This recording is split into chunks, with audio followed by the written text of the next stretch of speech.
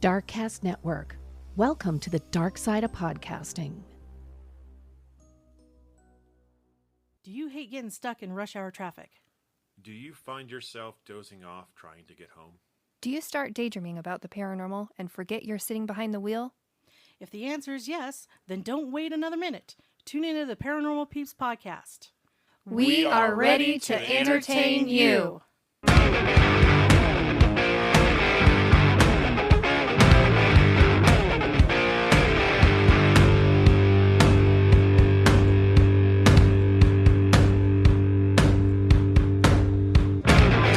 On his way, devil is on his way, devil is on his way, motherfucker, the devil gonna make you pay. Fall to your knees, devil is on his way, fall to your knees, devil gonna make you pay. Fall to your knees, devil is on his way, motherfucker, he's on his. Hey y'all, welcome back to Mountain Murders. I'm Heather. And I'm Dylan. Hey, Dylan. Hey, baby. How are you? I'm doing good. Don't be a stranger. Yeah, how are you? That's the bigger question. You know, I'm great. You're I'm just somehow suffocating under the massive weight of being so gorgeous and talented. Yeah. And amazing. And smart. I mean, I struggle every day being so awesome. You know, I deal with that. This immense talent that I bring to the table. I deal with that a lot myself. And it's not easy. You know, It's why we're together. It's not easy being a shiny penny. I mean, it's yes. In the change jar of life. We're just shining each other's pennies. Yeah. Yeah. The chemical reactions and stuff. You have your own little patina happening over there. Yeah, don't polish me. You'll devalue me. Oh, gosh. That's right. Leave me in my natural state. All right. I'm like the penny that you find in your cup holder, just stuck to the bottom of it. Because like a soft drink leaked out. And Starbucks and whatever else over the last 9 months since the last time you washed your car. But you know what? When you take that sticky change, which is my nickname, when you take that sticky change and you clean it up, it spins very well. I'm a corroded penny. I'm one that's already turned green. Oh gosh. Like that beautiful mint green color. Dude, I'm telling you, there's value in that. And that just means that penny has a story. Oh, this penny is experienced and it has quite a few stories. I feel like we could write an entire motivational series off of change analogies. Oh gosh. Well, you know, Dylan, you asked, I'll tell you, I'm good. Just hanging in there. Had a good day. It was gorgeous weather. I'm ready for more sunshine, spring days. Had a nice lengthy walk with Rufus, which was wonderful to get a little vitamin D, soak up some sun. Did you sweat? I did at the gym. Yeah. And then I went to the gym. Oh. A bunch of high school kids there. I felt really old. But can I just tell you this one thing I observed when I was working out? Well, I got to say, if it's a gym full of young people, and God love you. You know, I was young once. No, I felt like I was in a high school gym because Yeah. everybody was super young. And then I felt like someone's grandma. Like any minute they were going to come over and ask me if I had a tin of peppermints or something. But they're there to do things other than work out. Yeah, I know. I told you. Well, okay, so I observed one thing, but then I'll have to tell you the two things. Okay, so first of all, I observed this young man who was on the weight machine next to me, and he was nice. He was a polite young man. He had a fucking barbed wire tattoo. Oh, you said it was coming back. And I was like, bro. Tribal's on its That way back, too. tattoos from back in my day. Yeah. He just kind of laughed. Oh, you really said that? Yeah. Oh, my Oh, my gosh. He laughed because he's probably like, yeah, you look like you're my mom's age. Yeah, well, you've got your mom's tattoo. No, he totally had a barbed wire tattoo, like same placement, the Pamela Anderson, bicep tattoo. And I was like, oh, bro. And then I watched a girl, a young person, I don't know, young woman, I'm not sure how old she was stand in front of the mirror for 10 minutes and take pictures of her butt. And it was within my purview from the treadmill. I could see into this room, this mirrored room where she was standing. And for a good 10 minutes, she was snapping pictures of her butt from like different angles and poses. So she snapped a good 100+ shots, right? Yeah, yes. And she went through those looking for the best shot of her ass. And I realized, Dylan, that's what's missing from my life. I do not take enough pictures of my ass. Oh. So I've got a new goal for the new year. New year, new me, new ass pictures. You know, I could really liven up a Wednesday, you know? Wednesday around lunch. You never take pictures of your ass either, Dylan. I feel like this is something we could do together. Ass pick Wednesday? Yeah. Okay. It's just booty pics. We just get bending over and stuff. We'll post them on the gram. Yeah. Let's do it. Let's bring it to Mountain Murder's Instagram. Dylan, before we get started with our case today, which is, by the way, a very wild story. Oh, my gosh. And we're going to have a lot to make fun of. No respect here for serial killers. Let's talk about this. As a fan of true crime, and I know our listeners are most likely aware of this case because it just makes no sense. And I'm talking about the Ellen Greenberg case. Folks who are familiar with this know that the 27-year-old Philadelphia teacher was found dead with 20 stab wounds to the chest, abdomen, and head, and the back of her neck in 2011. Authorities ruled that Greenberg's death was a suicide after saying only her DNA was found on the knife in her clothing. But her parents have maintained their belief that Ellen was murdered. Look, it's like someone shooting themselves 5 times to commit suicide. And actually, this is even worse. 20 stab wounds. I don't even know if you could, maybe under extreme mental duress or some mental event, I don't even know if you could make your body stab yourself 20 times, right? I just don't. Who in the world ruled this suicide? Well, the pathologist who ruled Ellen Greenberg's death a suicide before, his name is Marlon Osborne. He was formerly the Philadelphia medical examiner. He says in a sworn statement that he should not have ruled her death a suicide, but now he's switching it to homicide. Oh. And is admitting that he was wrong. All these years later.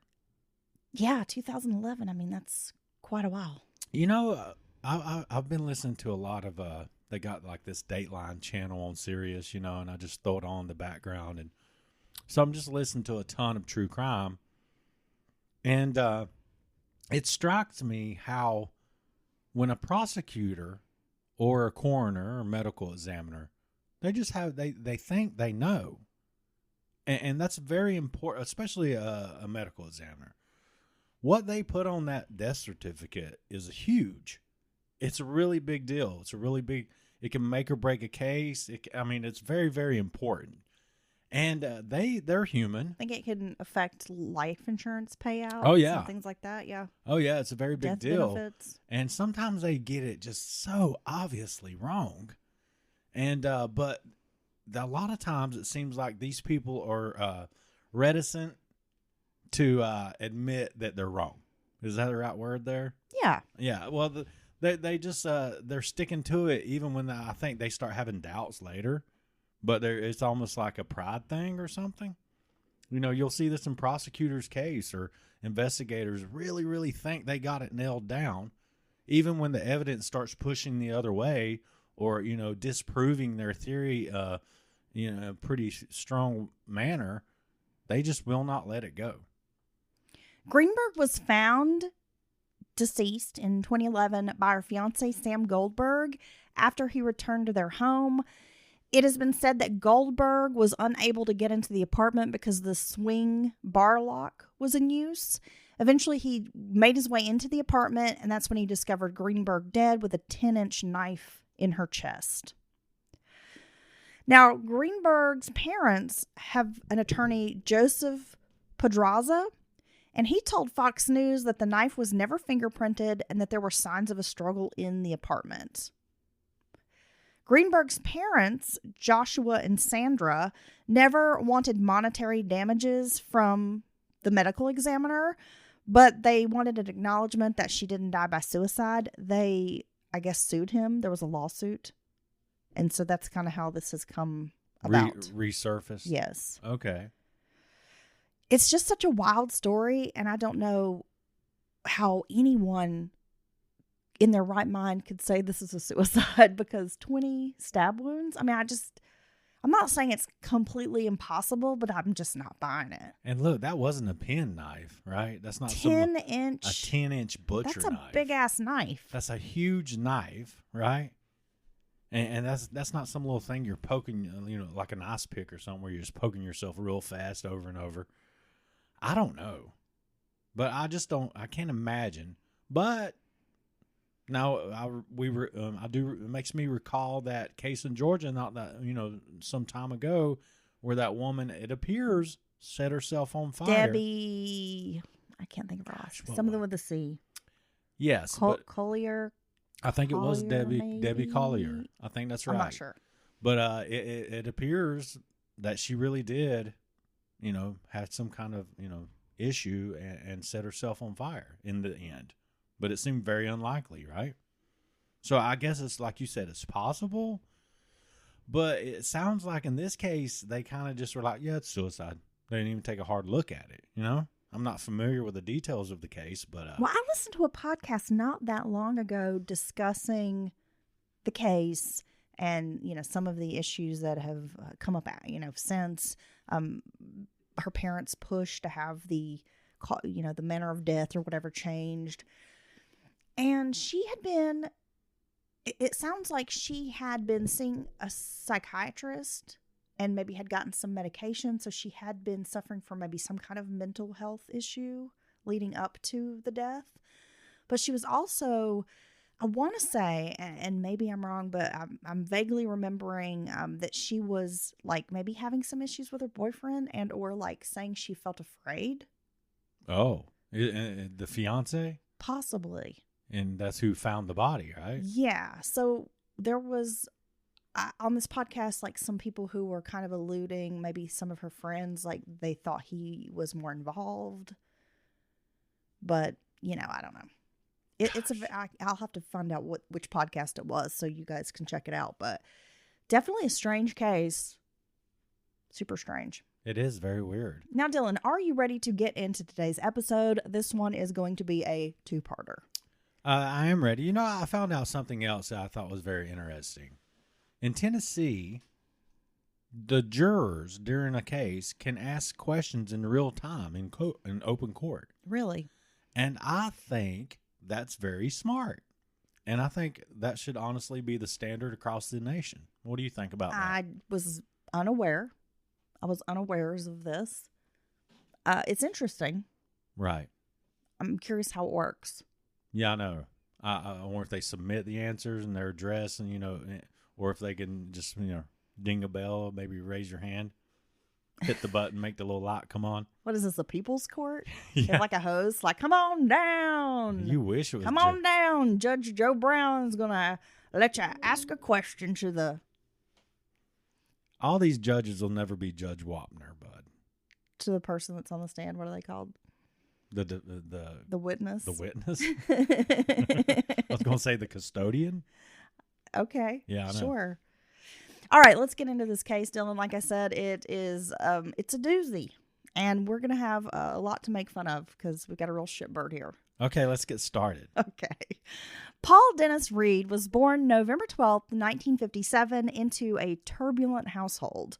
His mother, Joni, came from a large family of hardworking German immigrants.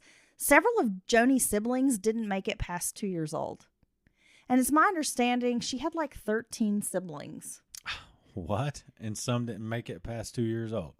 Well, I think she had 13 living. I think it might have actually been like 15. Oh. I think there were 15 kids in the family. God. It was quite a large family. Yes. Joni's mother was reportedly abusive and quite tough. By 16, Joni had moved to Chicago, where she found herself in a precarious situation, being sex trafficked by an older boyfriend. Eventually, Joni left and ran away to Fort Worth, Texas. It was there that she met Paul Reid Sr., a security guard who was also a licensed private investigator. He repossessed cars despite not having a vehicle of his own. He would often take the bus to pick up like a recovery vehicle or recovered vehicle, and then he would drive that vehicle back. So this dude walks up and like steals your car. Yes. Damn. It was a pay by the job type of work, and Reid never made enough money. The work kept him idle most days, and unfortunately, Reid was an alcoholic who drowned his sorrows in the liquor bottle. He and Joni would have 3 children despite their dysfunctional relationship. Wait, what's your daddy do for a living? He steals cars back for the bank. Linda was born in 1952, Janet in 1955, and Paul Jr. was born in 1957. Paul Jr., which will just be, calling him Paul. We can call him PJ. Paul was born with a malformation of his left ear, which would leave him with poor hearing, and doctors suggested it might indicate brain damage to the left temporal lobe. Paul was also developmentally delayed, somewhere around 5 to 9 months. So 5 to 9 months behind his peers. At 18 months, Paul finally learned to walk. He didn't speak until he was 24 months old and wasn't really combining words until he was 36 months old. So he wasn't really hitting those milestones that, most parents are expecting from their toddlers. Right. Finally, in 1960, his parents divorced. The alcoholic Paul Sr. received custody of his son and daughter Janet. Linda lived with her mother. Joni struggled financially and could not afford to keep all 3 children. So what do you draw straws? How do you decide which kid you're going to keep and which 2 you're going to send off? How's that work? Know. It just sounds like sadly, it sounds like a very dysfunctional family situation. Joni would marry a man named Danny Morez and have 2 more daughters, Karen and Monica. Paul Sr. was away most of the time, so Paul Jr. and Janet were left to live with their grandmother, Josephine, who lived in the Oak Forest neighborhood of Houston. Josephine has been described as a simple woman who was a devout Catholic. She didn't drive or own a car. She demanded the children be well behaved and kept her home immaculately clean. Her husband had died in an accident, so Josephine didn't have a lot of money, but was suddenly left with these 2 small children to take care of. And she wasn't getting any support or financial help from her son. Yeah, that's crazy when people have kids and they just don't have he doesn't have his shit together, right? Like if you have this job that doesn't pay that much, well, you got to get another job when you have kids and such, right? You do? Yeah, it's called upward mobility, right?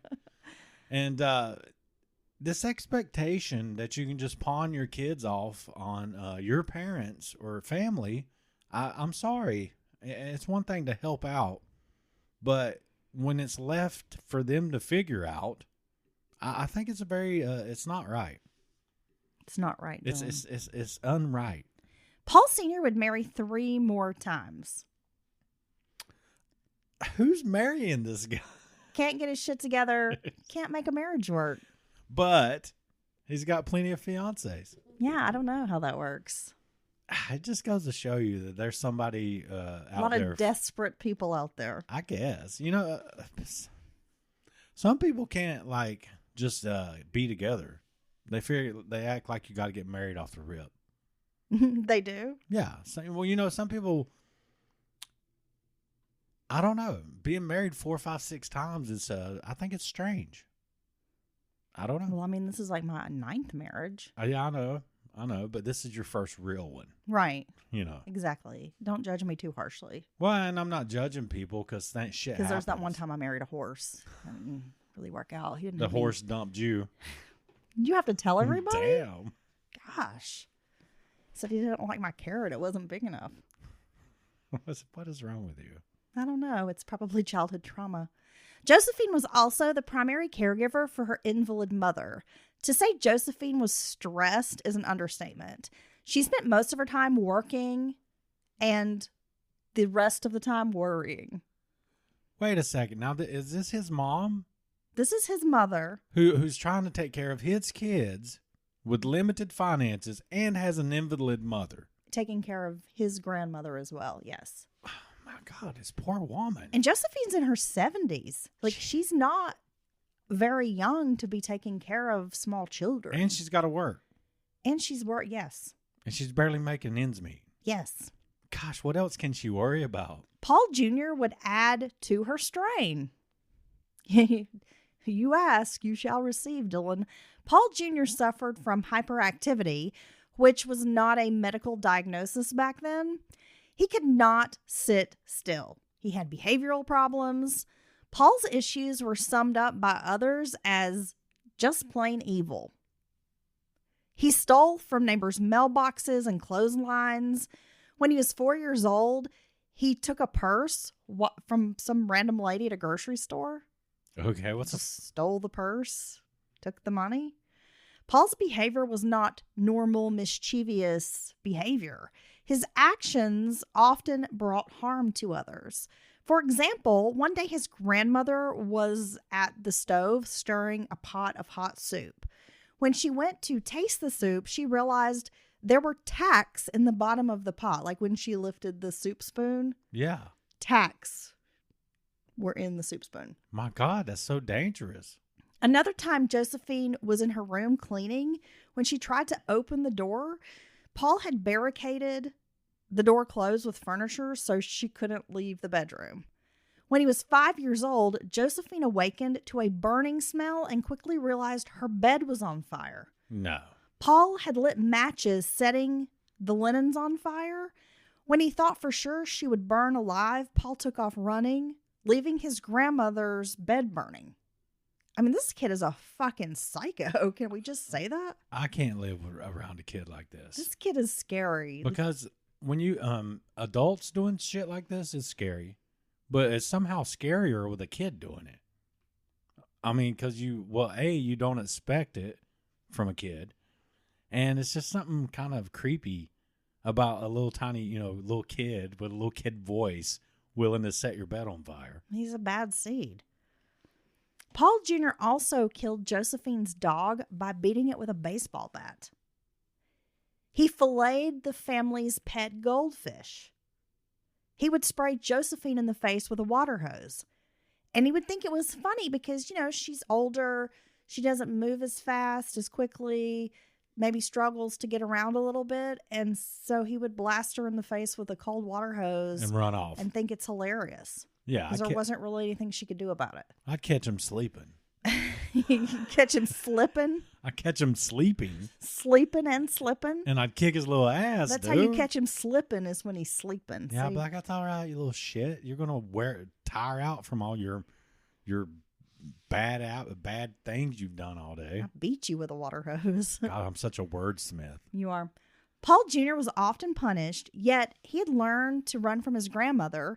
Again, she's in her 70s and just couldn't keep up with him. He would often hide up in a tree or climb the rafters in the garage. He would destroy other children's toys as well as his own. Really self-destructive kid. Tearing up your own shit is strange to me. Well, that's like people But he would just tear up his bedroom, tear up all of his toys, just trash everything. I mean, he's just super destructive. Well, that's like people that have outbursts and throw shit all over the room, kind of wreck the room. That's never appealed to me. No, the thought of throwing shit at you appeals to me. Well, now then you got to clean it up, and you just broke your own stuff. So? I've never understood that. So? Whatever, you don't do that shit. Everybody thought Paul was, quote, a mean little boy. This goes beyond mean. I mean, seriously, this is dangerous.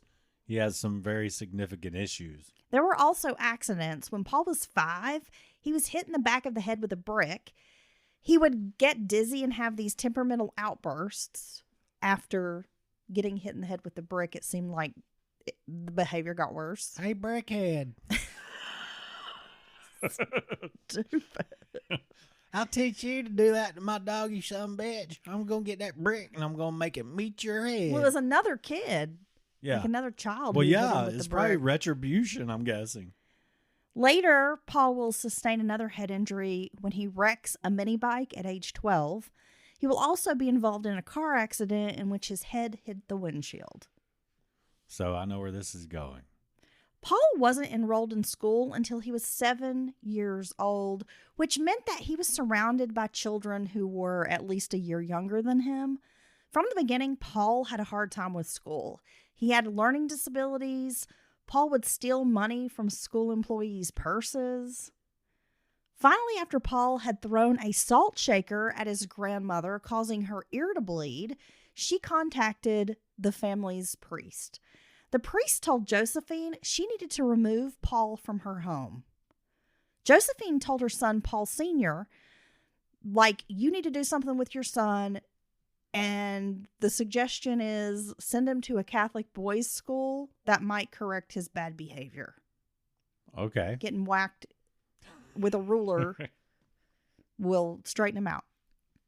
Paul Sr. turned him over to the Burnett Boys' Home in Houston. Now, this wasn't an orphanage, Dylan, but a home for children with behavioral problems. Paul was 8 years old at the time. Joni was shocked to hear from the Burnett Boys' Home. They wanted a signature to release Paul Jr. into state custody. They were trying to set him up for adoption. So when his mother hears this information, she comes to pick him up and takes him, and I guess is allowed to come get her son because his father's willing to just give him up for adoption. Well, it sounds like he's a handful, and his father's, doing his own thing, and his poor mom can't keep up with him. So I guess they've had enough. Sounds like it. Joni was considered a kind, hardworking mother who expected her children to do their best. Paul and Joni didn't always see eye to eye. Paul would later describe his mother as dominating and puritanical, yet others say Paul earned whippings and that Joni was a good mom. And Paul will also, we got to talk about this a little bit. Paul is a fucking liar. He lies all the time. Okay, he's one of those. He's one of those. So he kind of talks out of both sides of his mouth. So, he'll talk about his mom being this horrible, domineering, puritanical type of woman, and she would beat him. But then a few moments later, be like, well, she was a good mom, and I earned all those punishments because I was doing wrong. So it's whatever fits his narrative at the time. Yeah. Is what he says. Paul attended Boston Elementary, which had been a segregated school until 1969, which was the year he was actually placed in the school. So he was kind of there the first year it was integrated. He was in special education classes. When the special education program was finally moved to Gregg Elementary, Paul was embarrassed to be riding, quote, the little bus. Look, there's always been jokes or whatever about the little bus. I always wanted to ride the little bus. I always thought the little bus was kind of cute. Dude, it's kind of cute. It's nimble. It doesn't seem... It zips around. Yeah, it looks more comfortable. Okay. Right? It has lots of padding and stuff. And it doesn't stink. You never smelled the little bus? The school bus has always had this very specific smell. I felt like the diesel exhausted into the cabin. Because I can smell that right now. It makes my stomach churn. I hated smelling that damn school bus It always fumes. smelled to me like fumes and sweat and farts. And rubber. And maybe some leftover Salisbury steak from lunch. Ew. Yeah. Who's got Salisbury steak in their pocket? Well, no, it's just that smell. Yeah. Yeah. It just lingers on the kids' clothes or something. Now, during this time, Paul was placed on Equinol, a psychoactive medication. After a few months, Paul did show improvements in behavior. By the time Paul attended middle school, he was no longer in special education classes. It was there that he befriended Stuart Cook. I don't know why I just said Clark. Stuart Cook, a boy who lived about a mile from the school, pretty close to Paul's neighborhood. And, it's always nice when you meet a friend and they live close by, kind of walk to each other's homes. Yeah. Hang out. Yeah, it's awesome.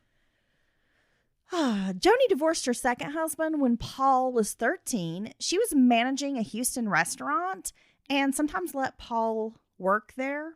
This was, he's young, but she's getting him little jobs. He was able to clean the tables, stuff like that. This was at Club Castile, and from what I understand, it was in a high-rise building called the Houston House, where there were condos. This restaurant was in the high-rise as well as a nightclub. So some kind of mixed use Yes, building. like a mixed-use building, and Club Castile was considered kind of high-end, and this restaurant where his mom worked was kind of, I guess, kind of high-end. Sometimes he would carry ice bins to the nightclub that was like, I guess, next door nearby called the Little Club. During this time, Paul would steal food from the club. He would unlock the nightclub's doors and allow teenagers to drink, play pool, and smoke pot inside and like hang out at this nightclub even when it was closed. Oh, gosh. In return, Paul was invited to parties. So that was sort of his in to being cool, I guess. Well, I mean, from a kid's perspective, that's pretty freaking cool. Kid's got a nightclub you can hang out in. Paul began working in the kitchen where chefs taught him how to cook. He also worked as a bar boy, and they would dress him in like a little tuxedo. He would banter with customers and wash glasses behind the bar, refill the ice. I want to be a bar man Oh, yeah? in my little tuxedo. Does it have to be a little tuxedo? Yeah, I want to be tight. Okay, Chris Farley. In 1971, Joni married a third time. Paul and his stepfather did not get along, so Paul would run away for days at a time just to escape their home. Paul's sisters will say their stepfather sexually abused them. I couldn't find this man's name. They've never publicly, I guess, stated his name for whatever reason. Yet, Paul was also stacking up juvenile records for auto theft and simple assault. In most of the cases, he was given probation. It seemed that Paul had a problem with stealing and just couldn't stop. His mind was always scheming. Paul lived with his mother until he was 16 years old. Court records show he attempted to sexually assault his mother and sisters, and that's when Joni kicked him out. Damn.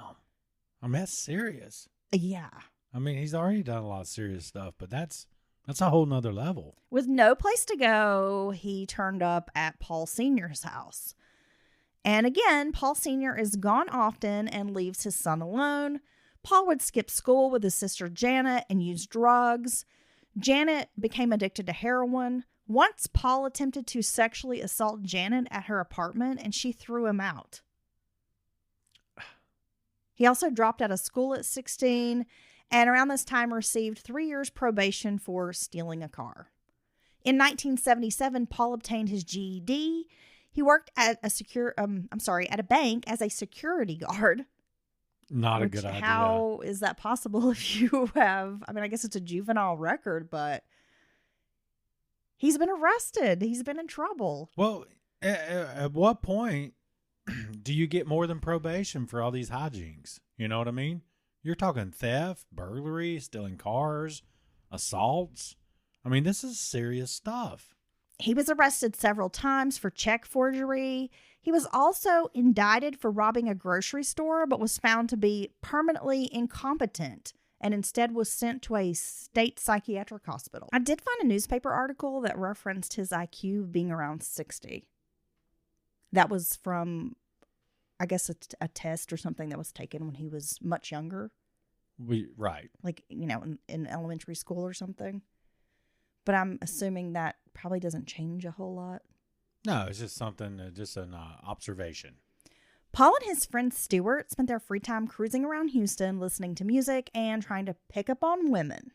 Paul would also brag to anyone who would listen about his wonderful sex life that he was having sex with all these very wealthy Houston housewives who drove Mercedes and were really rich. Gosh. And they were all really hot. Damn, Paul. Yeah. Paul's getting it in. Well, so he says. So he says.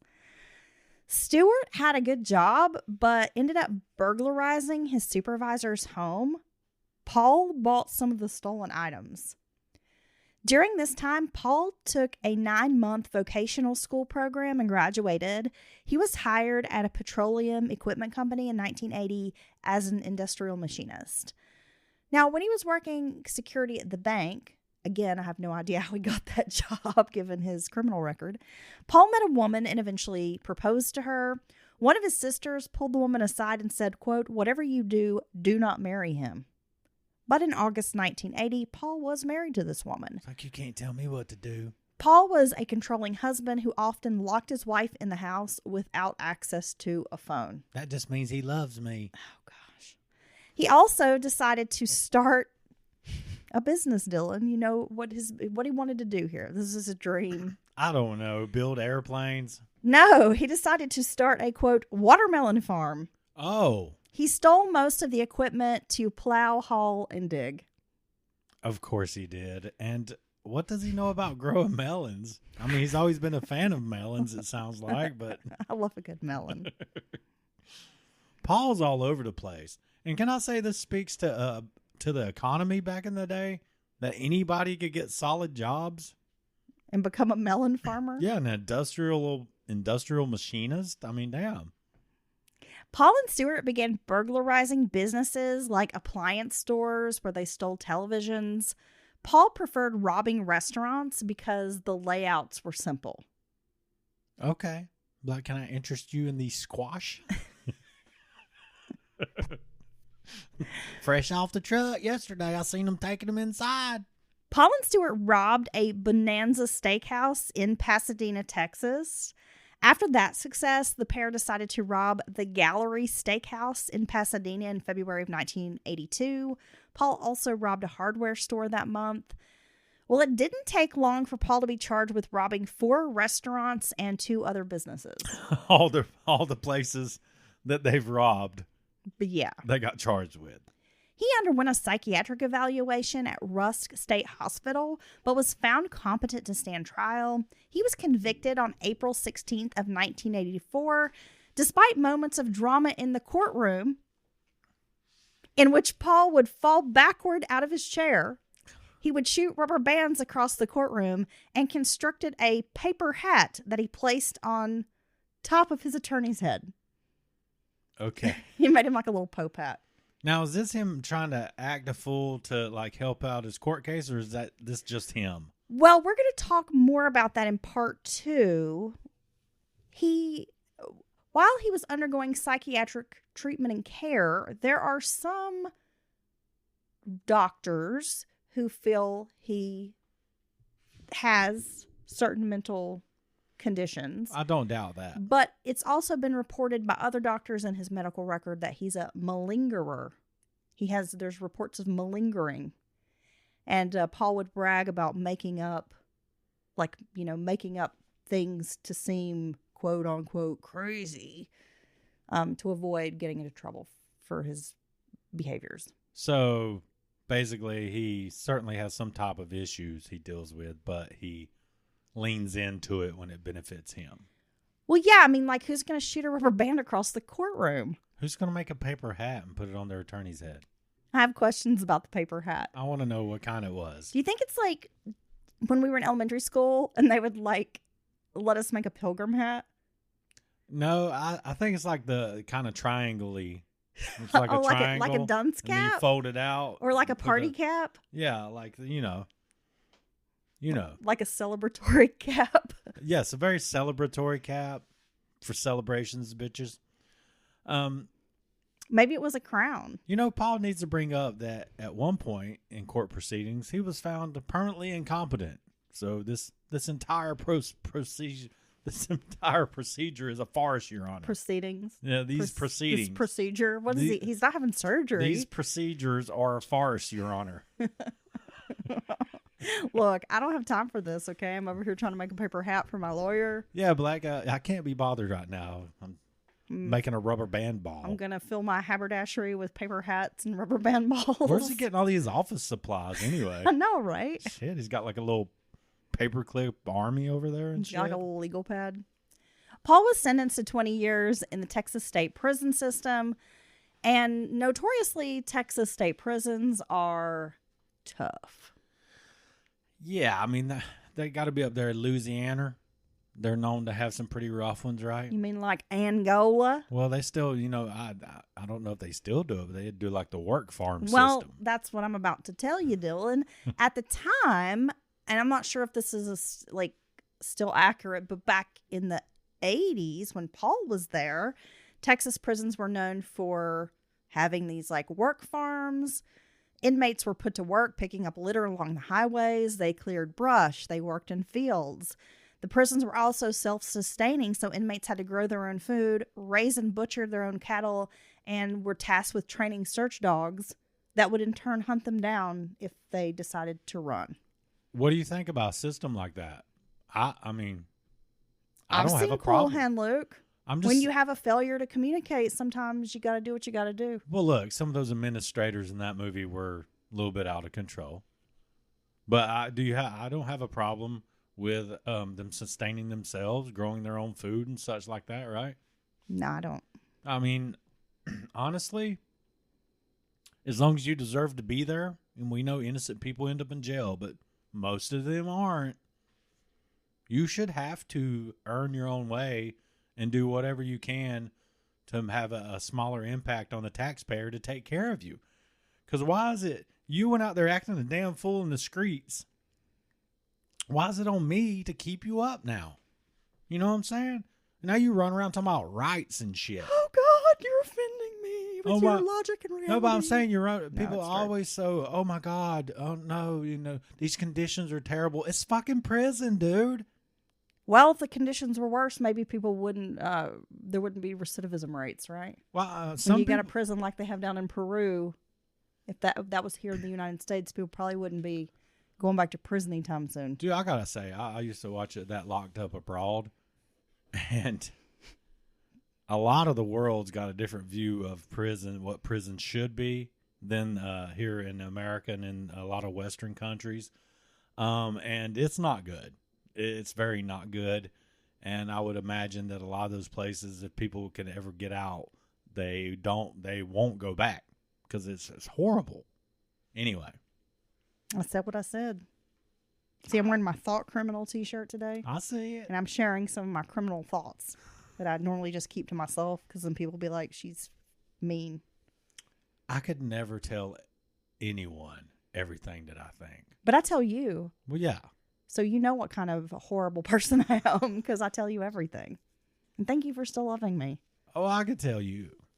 Because, I mean, I know I have no empathy. I'm such a piece of shit. You're not a piece of shit. I'm a really mean person. You're just who you are. Yeah, I know.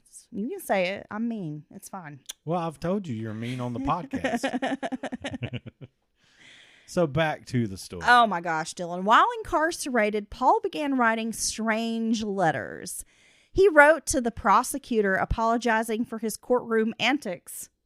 I ain't mean to put that paper hat on you. That's exactly what he's saying. I was trying to make you a paper tie, but they wouldn't give me any more supplies. Sorry, I tried to flip a rubber band at you. And stating that he felt unsafe in prison. He offered to snitch on other inmates for a reduced sentence. Oh, okay. As you can guess, the prosecutor did not respond. I'm surprised. Paul wrote threatening letters to his own attorney, like, you son of a bitch, see if I ever make you a paper hat again. He wrote his sisters and said, quote, when I get out of here, you'll be taco meat. What? Dude, that's almost better than your dead meat. You'll be taco. I'm like, You're what are you? taco meat. What does that sound man. like something a 6-year-old would say? I'm going to make your fajitas. Your ass is fajitas, man. Taco meat. He wrote the governor, Ann Richards. He wrote the Washington Post. Paul became convinced he was under government surveillance and being monitored at the prison. Whether or not it was true, Paul exhibited extreme paranoia behind bars. So there's some speculation this is real. And then, of course, those folks who think Paul's just a big old malingerer. Right. That this paranoia was his attempt at maybe getting released. Paul eventually stopped receiving treatment at the prison for psychiatric problems. Paul denied having any problems whatsoever. I ain't malingered one time, you son of a bitch. So he's like basically refusing any kind of psychiatric care. I've never had a problem. I don't have a problem. All is good. Why is So, of that- course, they're like, all right then, and send him on his way.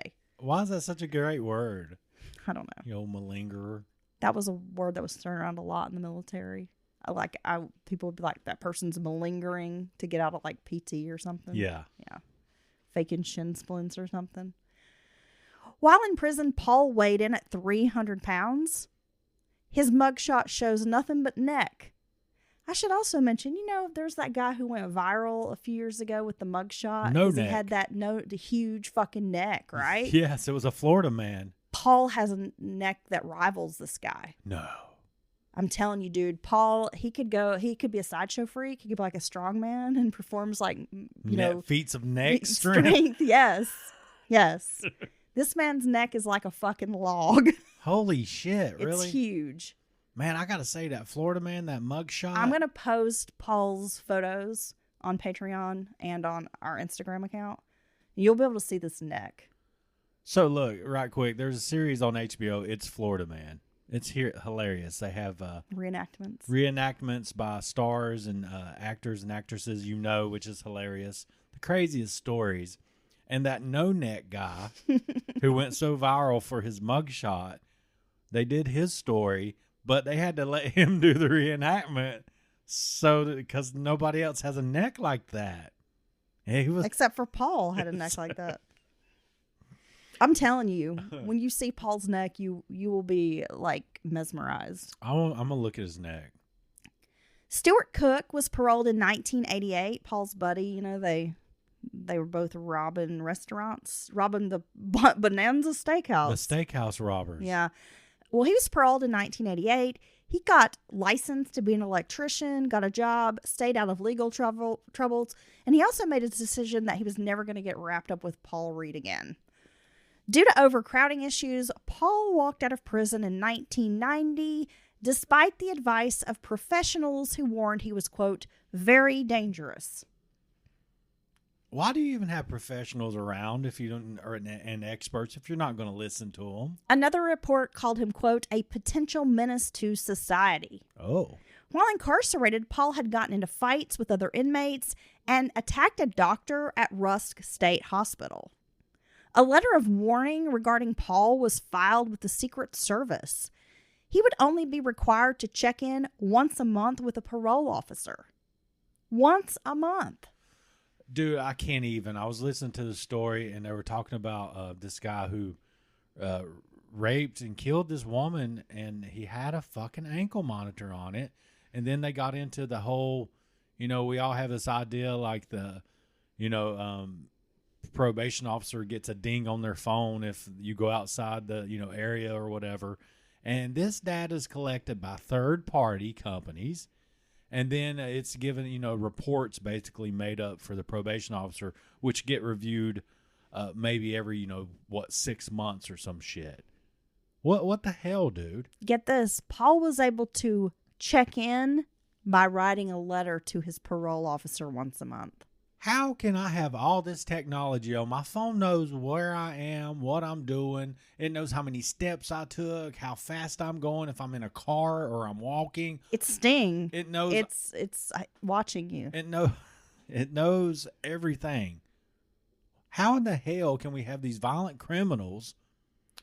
Either you update and get the monitoring system up to par of modern standards where it actually works, or make these folks have some accountability and do their fucking job, or you don't use it. You just leave those people in jail. That's your only two choices. That's a big issue, and that really needs to come up in the national conversation. No, we have known folks with an ankle monitor just doing whatever. Just doing whatever. On intense probation, terrorizing the community.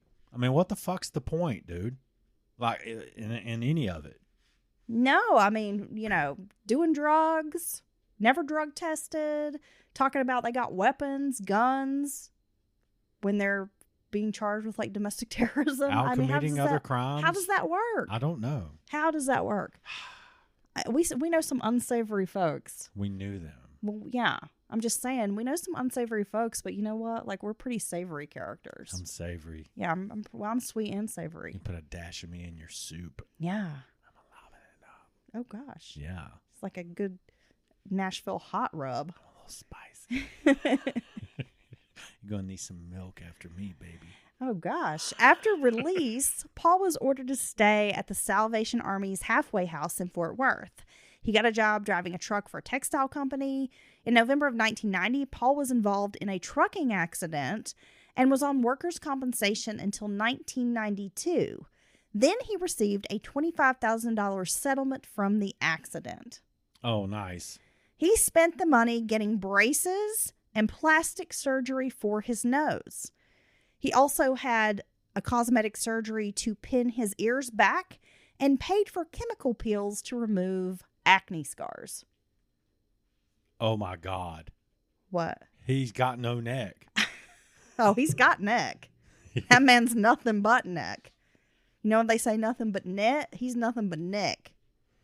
So he's gotten the settlement and he's getting cosmetic surgery. Did he had a neck trim?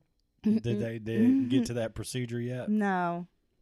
They didn't do nothing to his neck or his back or his coochie or his crack or any of that. No, he has all this cosmetic surgery. And I told you when he went into prison, he weighed 300 pounds. Well, when he came out, he was like super buff.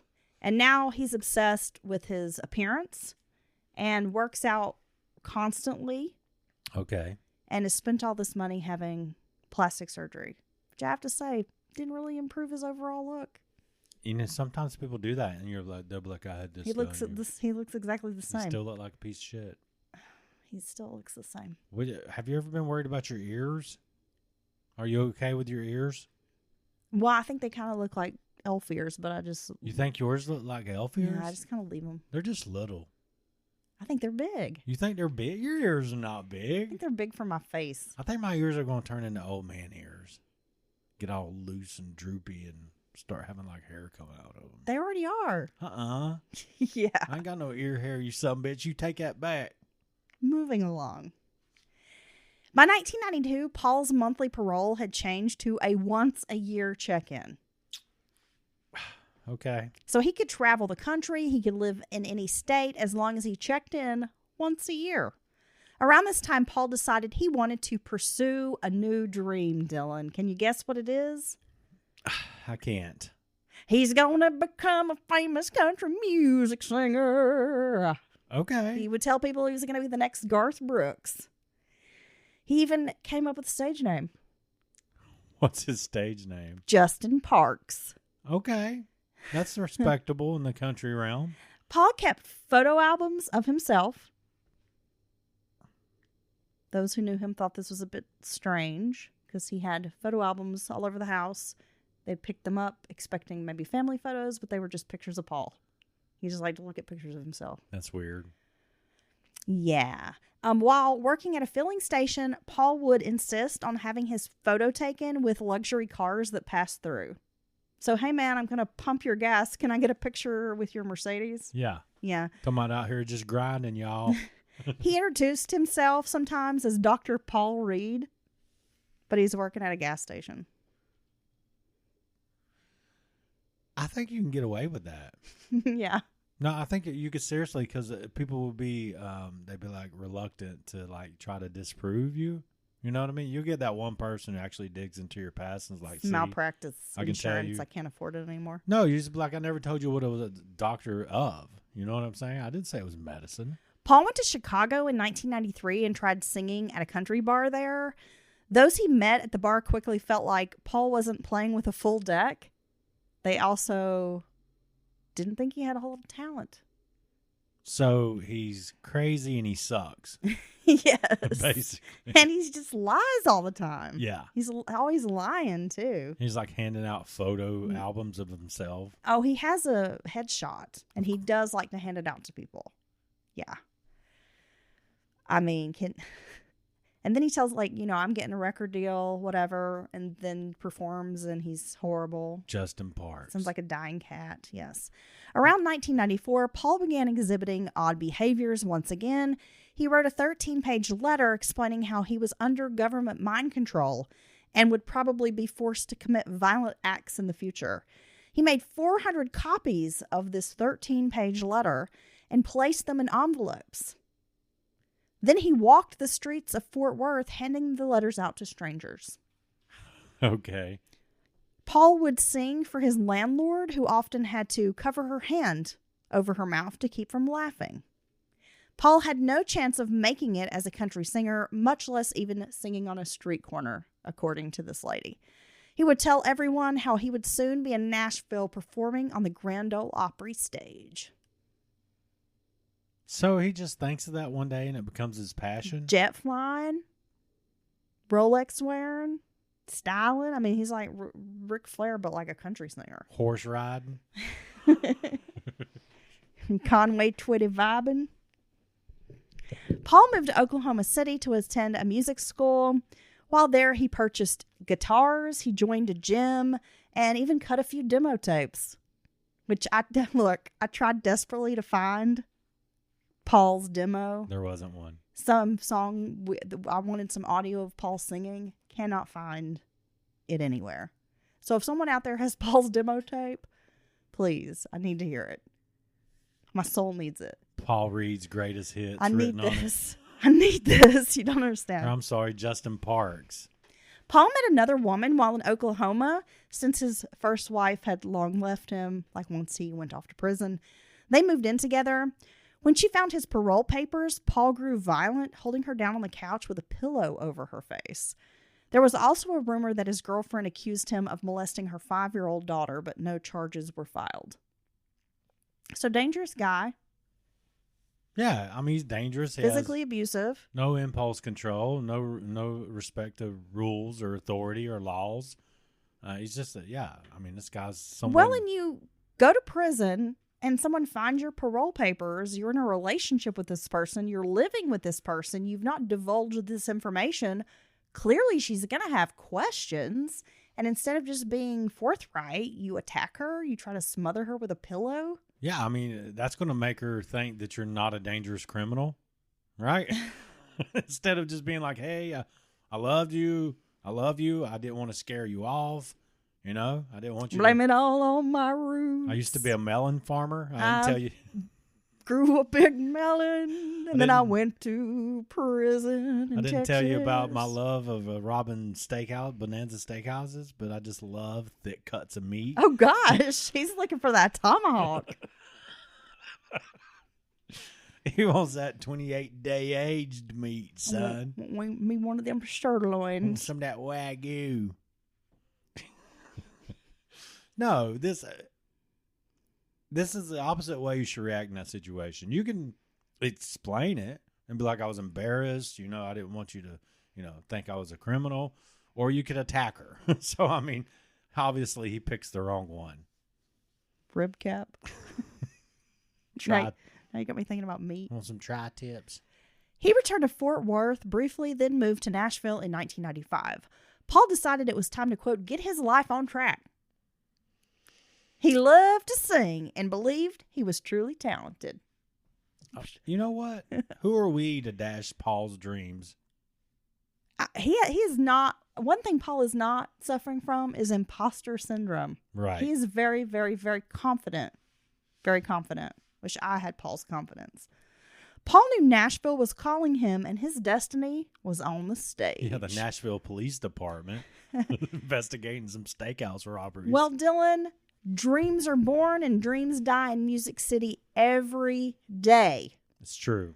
Paul handed out publicity stills of himself wearing a cowboy hat. He recorded more demo tapes. He worked menial jobs, biding his time until the big break came. But I have to add this, Dylan. He's not actually doing any work to become a country singer. Right. He's not part of the Songwriters Association. He's not going to open mics. He's not trying to get gigs. He's not networking. He's not trying to get a record deal. He's just marketing himself. Yeah, like he just thinks he's going to go about his life, his daily life, and maybe one day hand out this headshot to somebody and... They're like, wait, are you Paul Reed? I've Yes. been looking for you. Are you Justin Parks? Are you Justin Parks? Yes. Oh my God, I heard your demo at a frat party, and I've been looking for you ever since. He's not even trying to get his demo out to people, though. He just the stupid headshot. I wonder if he went to like Glamour Shots to have this headshot taken. I wonder It's if like the that's... J.C. Penney Portrait Studio. I really wish when I went and interviewed for this last job, I took in headshots and gave them. I wonder if that's really what's holding me back in life. The fact that I don't have a media packet. I asked you the other day if we could go to J.C. Penney Portrait Studio and get a family photo with Rufus. Yeah, I agree. All in denim. Well, while we're there, you can get a headshot and we can attach it to your resume. Dude, we need to get headshots made. I have a camera. We can make this happen. I have some studio lighting. Are you ready? I Smile. can't wait.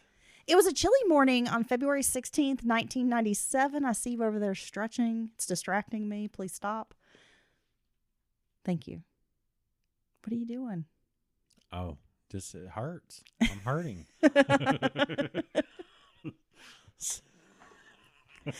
Just leave that in. That's good audio. No, I'm leaving it in. Sitting here hurts. He hurts sitting. 16-year-old Sarah Jackson wanted to learn the early morning shift prep work at Captain D's Seafood. So she arrived around 6:40 a.m. Captain D's didn't open until 10:45 a.m. The restaurant had been open for about 14 months. It was a new construction to replace the older fast food spot that had been around since the 60s. Yeah, it was Captain C's. No, I didn't realize Captain D's had been around that long. You know, I always forget about Captain D's. This is Long John's mortal enemy. And, yeah, I don't even know. I've never eaten at a Captain D's. Maybe it's a regional thing. I don't think they're been around us. But I would like to try Captain D's. No, I've seen them. Oh. There was one in Franklin. Well, yeah, but you're not going to go to any of those places and get some fresh cod. Fried cod or flounder. Well, I'm not, but you can always go to Captain D's. I want to go to Captain D's. Sarah and her manager, 25-year-old Steve Hampton, were working to open the store. Steve was a happily married father of 3 young boys. He told Sarah how his youngest boy had celebrated his 3rd birthday the night before. Steve had an upcoming vacation. He planned to stick around the house to catch up on chores, so he'd been telling a lot of his coworkers, like, yeah, getting ready to take that vacation. Yeah, people get so excited before you actually go, right? Yeah. Around 8:15, they received a call from the area director for Captain D's. After retrieving the numbers for sales, Steve was reminded that the following day was a holiday, so they would need, I guess, like extra change, that kind of thing on hand. Around 8:45, a man named Jerry Marlin, who was headed for church, passed by the parking lot. He noticed a blue Ford station wagon with damage to the driver's front side and possibly rear, parked at a funny angle like toward the back of the building. When Debbie Hines drove past Captain D's on her way to church, she noticed the front door was open, which was kind of unusual for the hour. Then she spotted Steve Hampton standing in the doorway speaking to another man. The man was holding some sort of a piece of paper in his hand. Maybe like a job application, she thought. And she could tell Steve was kind of holding the door open with his foot, just casually kind of talking to this dude. This man explained that he had stopped by earlier because he had missed employees the night before and that they had directed him to come back in the morning. That's when Steve would be there, the manager. The man explained that he worked part-time at Shoney's but was looking for another job. Sarah was making coleslaw when she saw her manager enter the restaurant. She heard him say, "Don't hurt her, just take the money and go," to a man who was following behind. The man had a gun. Oh my gosh. Steve told him, "I have $600 in my wallet. It's my rent money. You can have it. Just don't hurt us." Steve had been trained to stay calm and let the robber take whatever they wanted. Just let this guy go. Don't be a hero. Which I think in most cases is probably the smart move, honestly. Yeah, absolutely. I just think that's going to piss me off, man, if you're robbing me. You think so? And for one, you're wasting your time. I mean, seriously, you want my wallet? Okay, cool. Because if you're a few days into the week, into the pay period, good luck, bud. Dylan's like, "I'm sorry, you're going to have to call my wife and ask her for some Money's already gone. My wife's got it. Exactly. And the bill collectors. Dylan doesn't even know how to log into his checking account. Well, look, I do know. Look, you don't know how to log into the app to even check the account balance. You have to ask me, like, hey, do I have money in there? And I'm like, can't you just check? And then on top of that, no matter where we go, you always casually forget your wallet. So then I end up having to do like all the adulting and pay for stuff.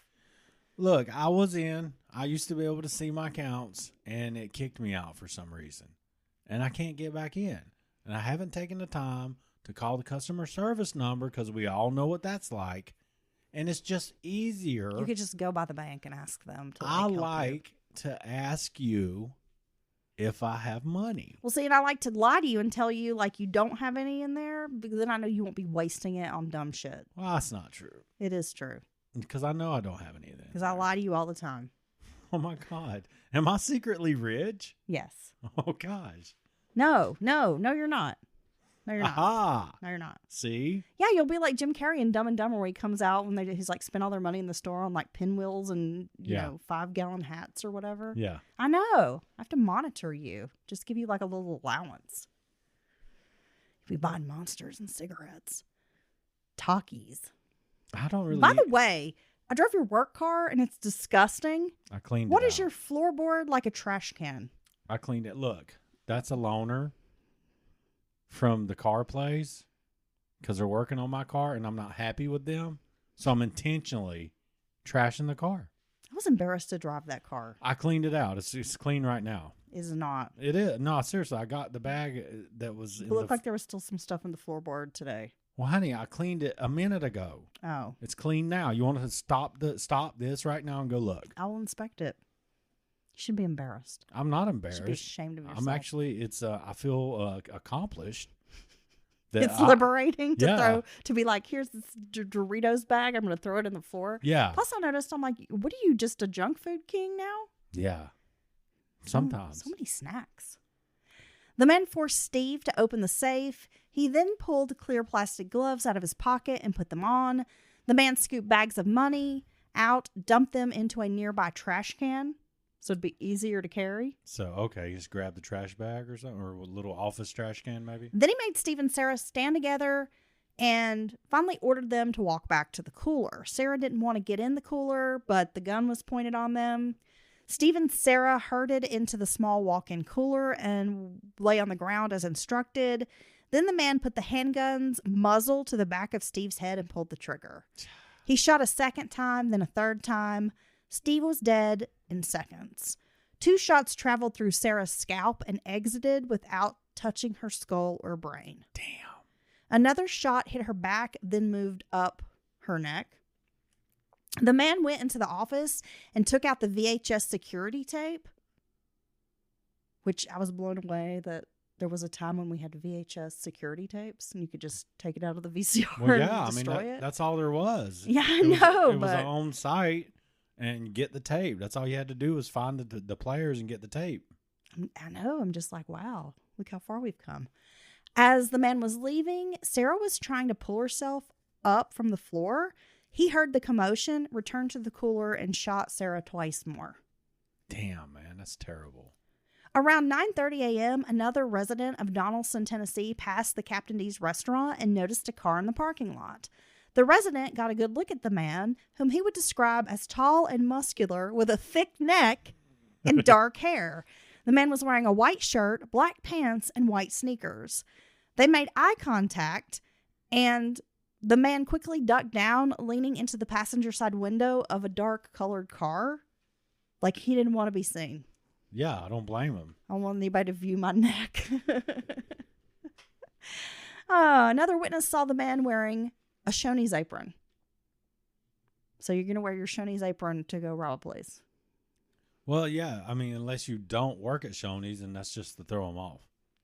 Michael Butterworth, who was scheduled at Captain D's, arrived around 9:35 to 9:50 a.m., somewhere in there. When he tried the door, it was locked. He knocked a few times. It was eerily quiet inside, and there was no sign of Sarah or Steve. After trying to get someone's attention and waiting, Michael finally gave up. He drove to the nearby Crystal Burgers. You know about the Crystal, don't you? Oh, yeah. where he worked part-time and borrowed the telephone there. When he called, he got a busy signal, so he drove back to Captain D's and thought he might call from the restaurant across the street, Mrs. Wiener's. A second call was placed, and still no one answered. Michael had a bad feeling, so he called his coworker, Jeff Walls. Jeff's dad was a Nashville Metro police officer, and this was his beat. Michael told Jeff something just wasn't right and asked, like, hey, could you give your dad a call? Well, yeah, I mean, you know what a normal work day is like. You come there and they're getting ready for the, lunch rush, the start and all that. So you're going to find it very odd to not be able to, maybe one of the two might not show up, but both of them are gone. You can't get anybody, yeah. Officer Jeff Wells received a phone call from his son and headed over to the fast food place. At the time he arrived, his son had pulled up. So you've got Michael Butterworth waiting with another employee named Wendy Kahn. Then you have Jeff Sr., the police officer, and his son, Jeff Jr. So by now you've got like a bit of a crowd gathering here at this Captain D's. Everyone's concerned. It's very odd. Sometime between 11 and noon, an assistant manager arrived at the store with another set of keys. Officer Wells advised the younger employees to stay back and not to enter the store. So he goes inside, and at the back of the store, he notes the safe is closed, but there was some kind of plastic bag near it. There was a bowl of coleslaw on the kitchen counter. It looked like a typical fast food place gearing up for opening. Nothing seemed amiss. But then he opened the cooler door and made a shocking discovery. Sarah Jackson and Steve Hampton were lying on the floor, blood pooled around them. Could you imagine? No. Ballistics would prove they were both shot with a .32 caliber weapon. The killer, investigators speculated, had used the cooler to muffle the gunshots. Officer Wells thought to himself, quote, "These are kids, just a couple of kids." Officer Wells' son had been scheduled to work that morning, but Sarah had volunteered to cover his shift because she wanted to train. Damn. Yeah. Talk about having some like survivor's guilt. I was going to say that's a definite case of survivor's guilt. They found a blue bank bag containing $1,100 and a few envelopes. The cooler had a metal plate covering its lower half, but it had to be manually opened. It could be pushed or kicked closed. There was also a silent alarm inside the cooler in case an employee got locked in or there was a burglary, but no one had used it. Near the register, they found a pool of water. Using fingerprint dust, they were able to, quote, raise a shoe print and photograph it. Wow. Yeah. It'll later be determined it was a like size 12.5 shoe. So that's a pretty big shoe, right? It's huge.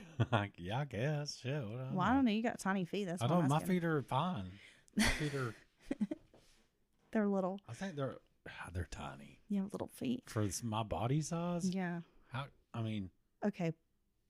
Put those little things away. Look at my little feet. Put those little dogs away. Look at him. Oh, he got little piggies. Look how Jenny. I So even cute. cut my corn off. Toes in good shape right now. The restaurant was missing $7,140 and also $250 in coins were gone. Steve Hampton's wallet was missing. The safe was closed. The register was closed. Since Monday was a holiday, there had been 2 change bags in the safe, and only Steve had known the combination to the safe. As news spread of the murders, witnesses began reporting to Metro Police what they had seen that morning. The description of the vehicle, that they had seen this thick-necked man.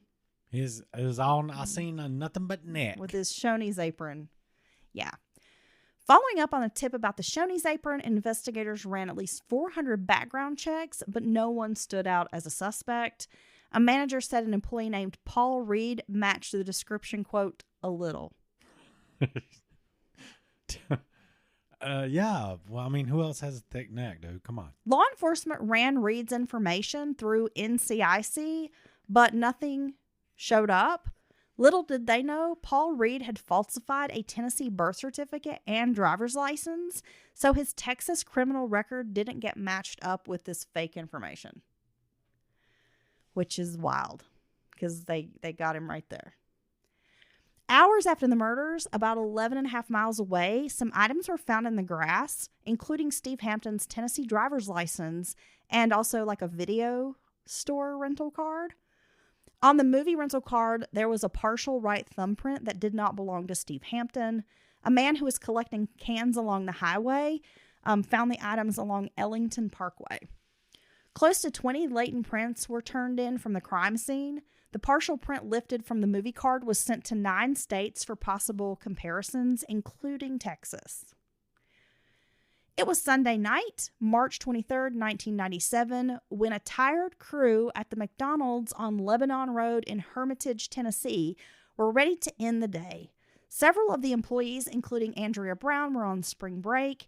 Andrea had carefully saved money to buy a new car. It was a Honda, and she was responsible for the insurance and license plates, so she'd agreed to pick up an extra shift. She was really excited because the next day she was picking up the plates for this new car.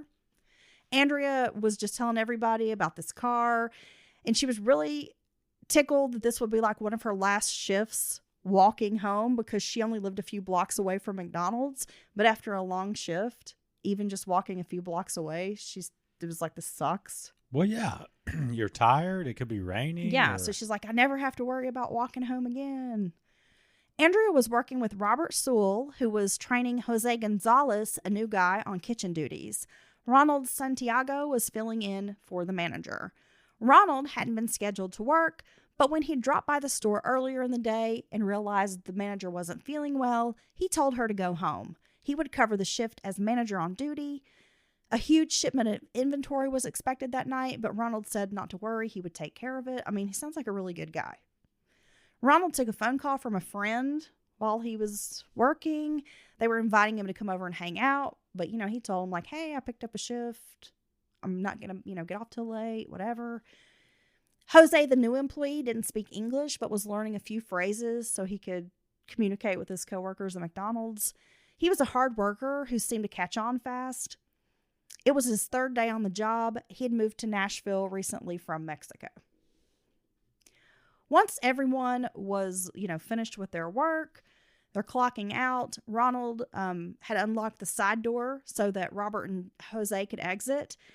As Andrea walked out the door, she ran back saying she'd forgotten something, needed to go back in.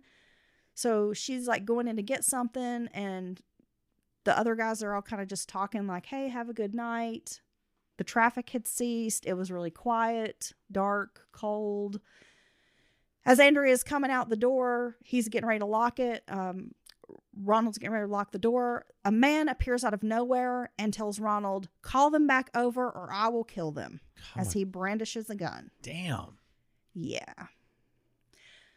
The Captain D's was only a few miles down the street, and of course, everyone had heard the news of the murders. Robert walked over immediately. Jose joined him. As the man forced them inside, Andrea and Ronald followed along with the others. The man ordered that Ronald give him all the money. They were then forced into a small office where Ronald opened the safe. The money was placed into a bag, then handed to the gunman. The man forced everyone into a dark storage room in the back and told them to lie down. Ronald was shot first in the back of the head. Andrea was shot second. Robert was shot third.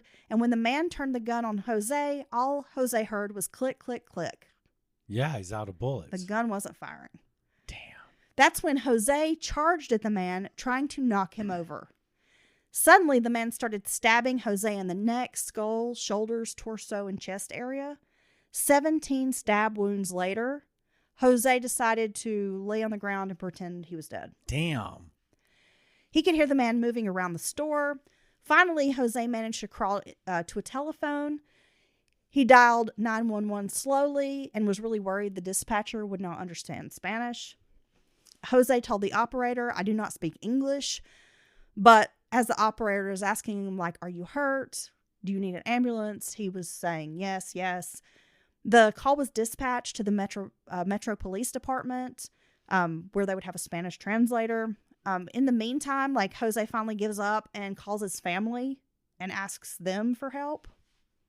Yeah, well, I mean, I guess you're having trouble communicating with emergency services. That'd be very scary and frustrating. Around 12:04 a.m., Officer Holmes pulled onto the scene. Inside, she could see a trail of blood across the otherwise spotless restaurant. Using a billy club, she busted the glass in on the doors. In the back of the store, she found 3 bodies huddled close together, face down on the floor of the storage room. Another man lay nearby the telephone. There was so much blood, it pooled all on the terracotta tiles, dripped and spread all over the white walls. It was across plastic boxes of silverware, plasticware. Jose expired at that point? Just wait. Oh my gosh. And there was blood all over the silver metal shelving unit. So there's just blood everywhere.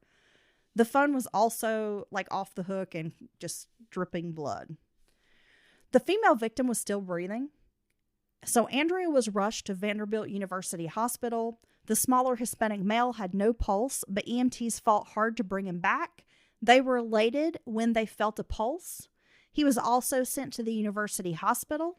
So Jose and Andrea taken to the hospital. Unfortunately, the others could not be saved. The crime scene yielded 25 caliber shell casings. A total of 6 had been fired.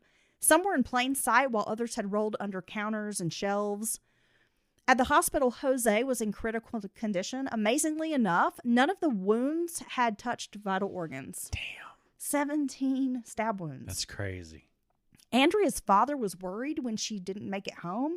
He grabbed the keys to her car.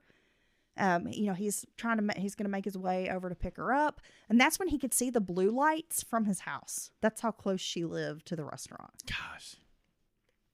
As he got a little closer, he could see the yellow crime scene tape. He had only dropped his daughter off at work a few hours ago.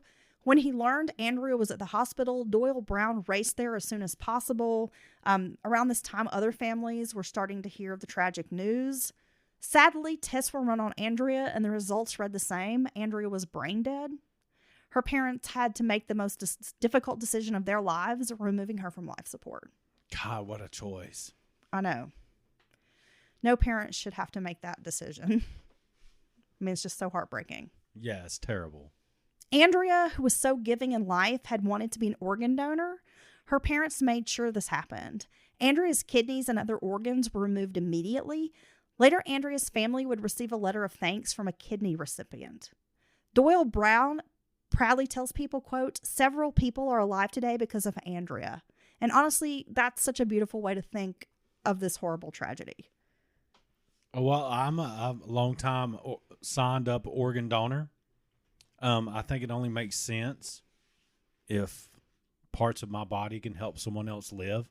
If I'm, going to expire or whatever. What do you think about that? Oh yeah, I'm absolutely on board with being an organ donor. Yeah. Jose, who couldn't speak due to the wounds on his throat, was able to gesture to law enforcement. He was able to tell them that it was a single perpetrator. He recalled the man wearing a blue jean jacket and wearing some sort of ball cap. A composite sketch was made and released on March 29th. More neck. I need some shading here. It needs to be thicker. They're like, really? And you're like, no, more. Wider. You don't understand this man's neck. Investigators set up 4 special phone lines to field tips. Hundreds of calls were coming in every day. It had been the same with the Captain D crimes. Let's just say if he wore a herringbone necklace, it'd be a choker. Undercover officers and investigators were sent to go work as cooks and staff in some of the area fast food restaurants. Damn. Others were sitting surveillance on over 500 chains that were around Nashville and surrounding areas. It was becoming the biggest manhunt in Nashville's history. That's actually not, that's pretty smart. I mean, really. On March 31st, a public announcement was made connecting the Captain D's and McDonald's murders due to similarities. By April 4th, Jose was released from the hospital. It was considered a miracle that he survived the attack. And that is where we're going to wrap up part 1. Oh my God, I've never heard of Paul Reid before. You've never heard of Paul Reid? No. Well, now you know Paul, and now you know his Nick. I've never heard of Justin Parks either. He's not as big as Garth Brooks. Man, fuck this guy, dude. And look, I gotta say, you know, they say They say what? that you never know how you'll react until you're in a situation. But I know getting led to the back and laying face down is not a good thing. You see what I'm saying? No, Led- I need you to explain it to me.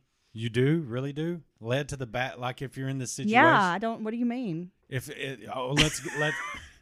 you're just fucking with me, aren't you? Yeah, I am. Yeah, I'm not going Yeah, in I'm pretty sure nobody is going to think this is a great idea. I'm so glad this guy is holding me at gunpoint, marching me to this death room. I'm saying I'm going to make a move, dude. I'm going to make a move. You're going to be like Jose? Yeah, fuck it. Man, I give props to Jose. It takes a lot of balls, a lot of courage in that situation to jump up and try to like He saved his own take life. this Yeah. dude down. No, he did. And they got, big muscle guy with his huge neck.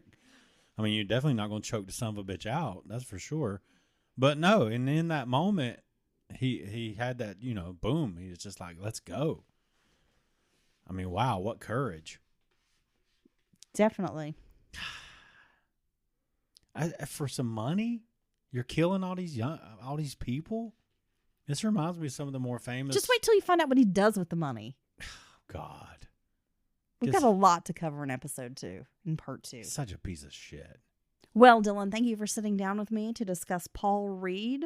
This was part 1. We will have part 2 next week. There's way more to talk about. Well, thank you for having me. It's such a strange story. This guy is just such a piece of shit. He just always seems to have had this idea that he can just take what he wants from people. And has this inflated sense of self, Yeah. but without ever actually accomplishing anything. So instead of working, earning money, he's going to go rob and kill A bunch of kids. a bunch of kids, a bunch of young people. Yeah. Oh, wow. Tough guy. Such a tough Well, guy. I think that just goes to show what a cowardly piece of shit he is. Agreed. He has to go bully the like young kids. Well, until next time, I can't wait for part 2. Until next time, I am going to desperately try to dig up a Paul Reid demo. Yeah, I need Let's to. see if we can find it. I'm going to look at some more neck pictures from different angles. Oh no. Bye, Dylan. Bye.